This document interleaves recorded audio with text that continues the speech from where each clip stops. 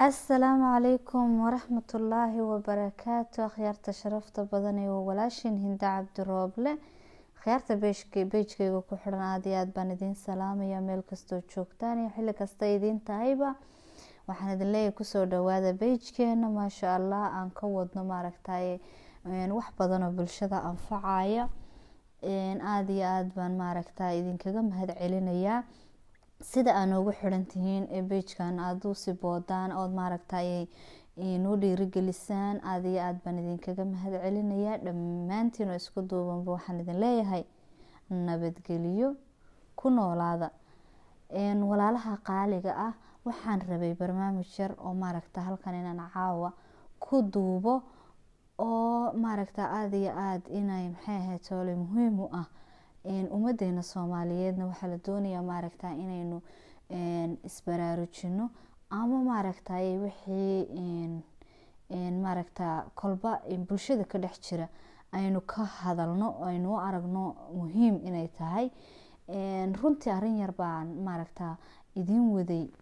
oo doonay maaragtay aniga dareenkayga kicisay inaan idinkana idinla wadaago si aad maaragtay bal ila dareentaan idinkuna dad badan oo isku dareenahay ayaa jira oo maaragtay waxyaabaha aan wanaagsaneyn runtii dareenkooda u diido qiso yar baan doonayay maanta inaan maaragtay aniga ahaan itaabatay inaan idinkana idinla qaybsado oo bal maxay ahayd tole waxaan ka idhi iyo dareenkaygana idinla wadaago midna maaragtay idin soo gudbiyo wacyigelin ah qisada hadaan idinku hormaro waxa weeyaan walaalayaal gabadh waxa jirtay Soomaaliyeed oo walaasheena gabadhaasi iyadoo caafimaad qabta oo maaragtay shalay toole aad iyo aad u wanaagsan ayaa waxa dhacday sida maaragtay Ilaahay Subhanahu wa Ta'ala ay maaragtay cudurka iyo caafimaadkaba keenay ay maaragtay inantii xanuunsatay markay xanuunsatay inantii waxay aragtay oo la kulantay subhanallah maaragtay inay bulshadii Soomaaliyeed ay ka dhex dhalatay ay maaragtay si xun ula dhaqmeen waa gabar walaashooda shalay ayay maaragtay caafimaad qabtay oo wanaagsaneyd oo waxa la waxay qabtay aanay jirin maanta cudur baa ku yimi Ilaahay maaragtay ayaa maaragtay imtixaamay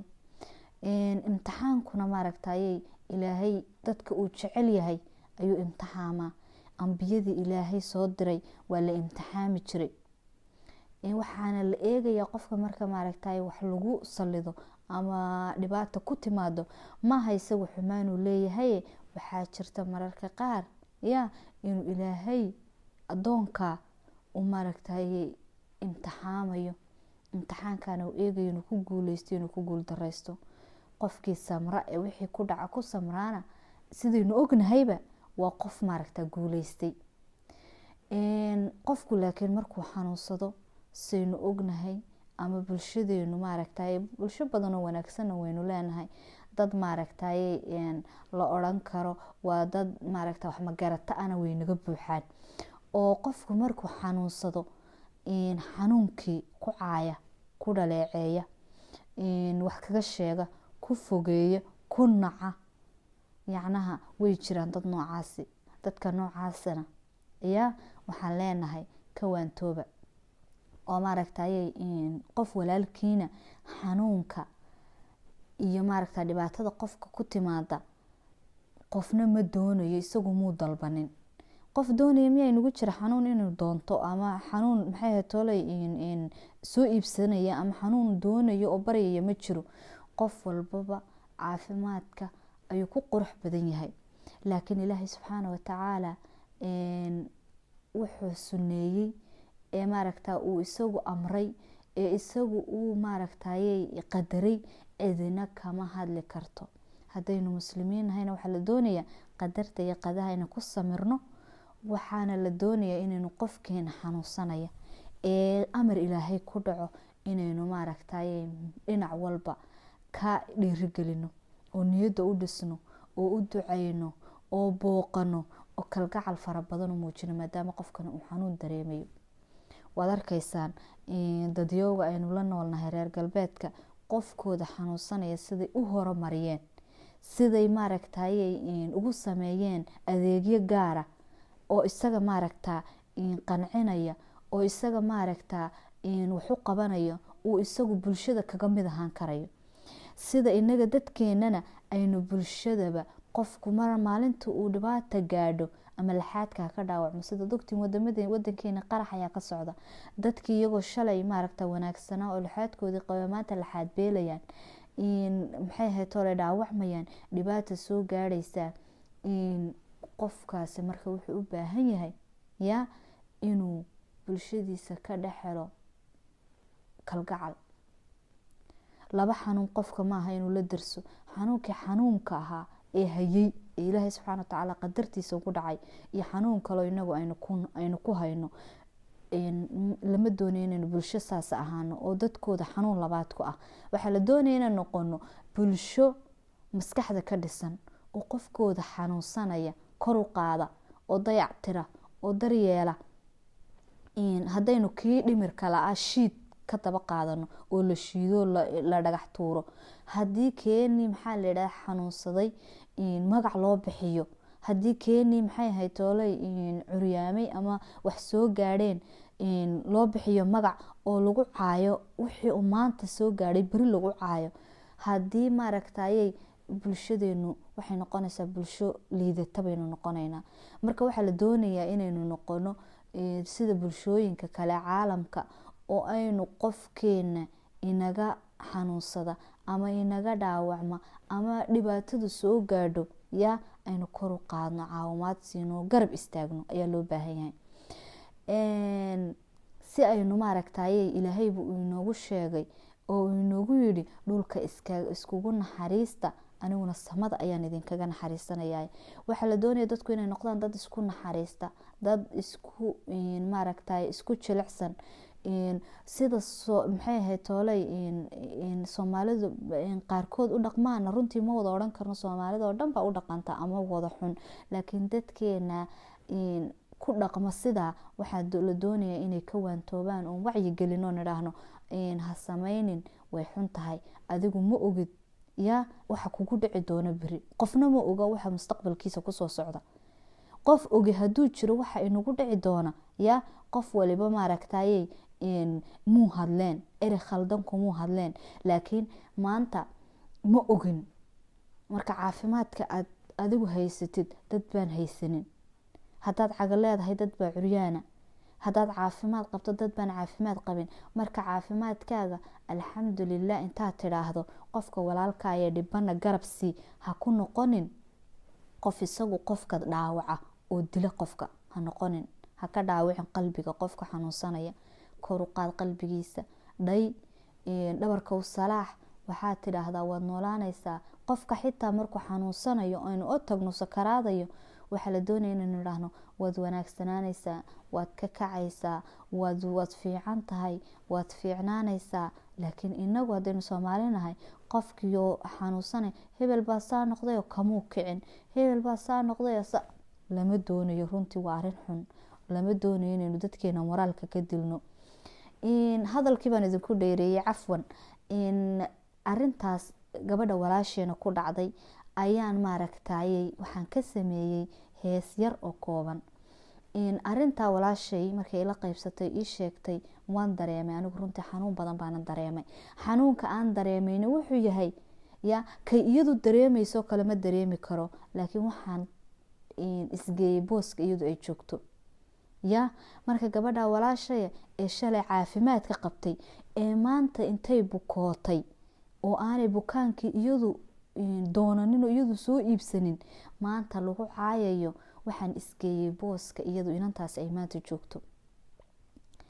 waxaana ka sameeyey hees yar. heestii aan maaragta hadalkan idinku dheereeyey, heestii aan idin gudagalo. heestii waxay u dhacaysaa sida tan: caafimaadku waa deeq, cadilkaygu bixiyo, qofku cudur haleela garanaya caawe. caafimaadku waa deeq cadilkaygu bixiyo qofku cudur haleela garanaya caawe aadamuhu waa ceeb wixii caadilkuu qoray inay kugu colaadshaan ceeb kaaga yeelaan aadamuhu waa ceeb wixii caadilkuu qoray inay kugu colaadshaan ceeb kaaga yeelaan haddaad adigu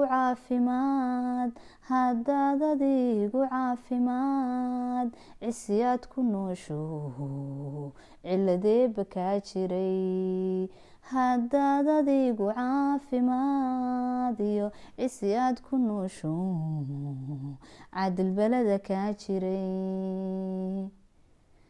dad baa cudur haleelo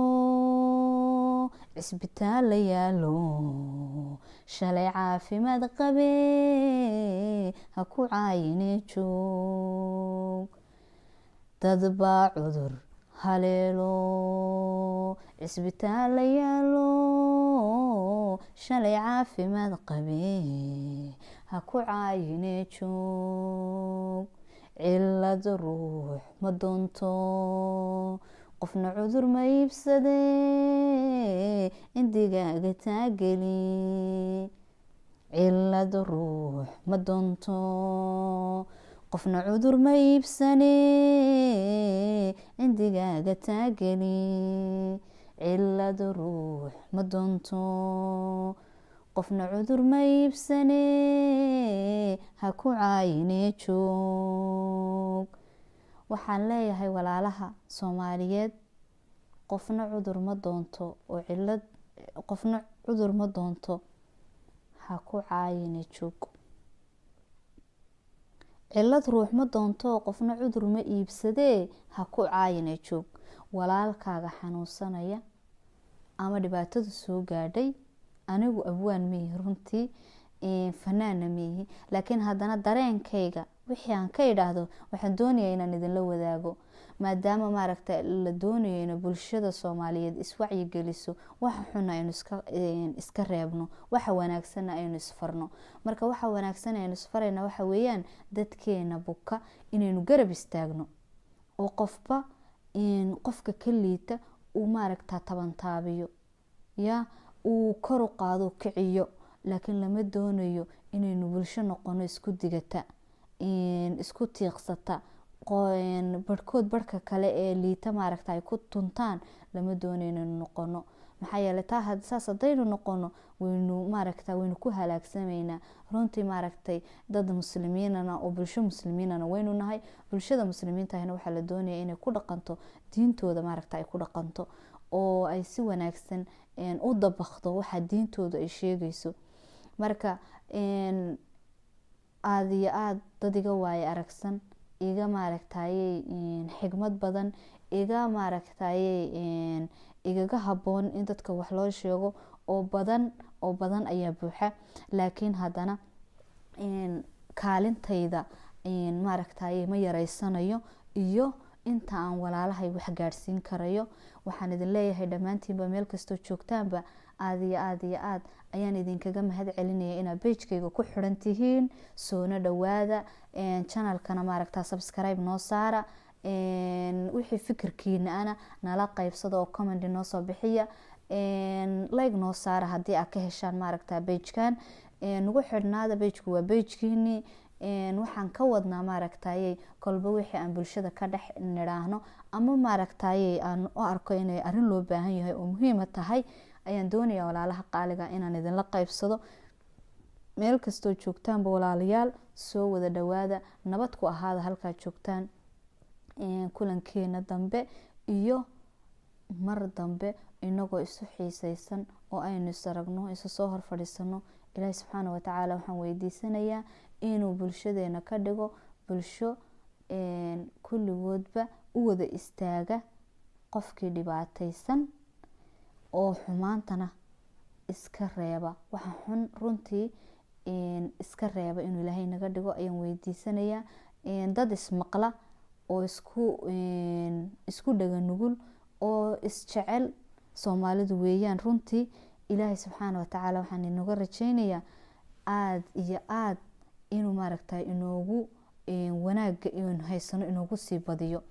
dhammaantiin oo isku duuban waxaan idin leeyahay walaalayaal assalaamu calaykum waraxmatullaahi wabarakaatu.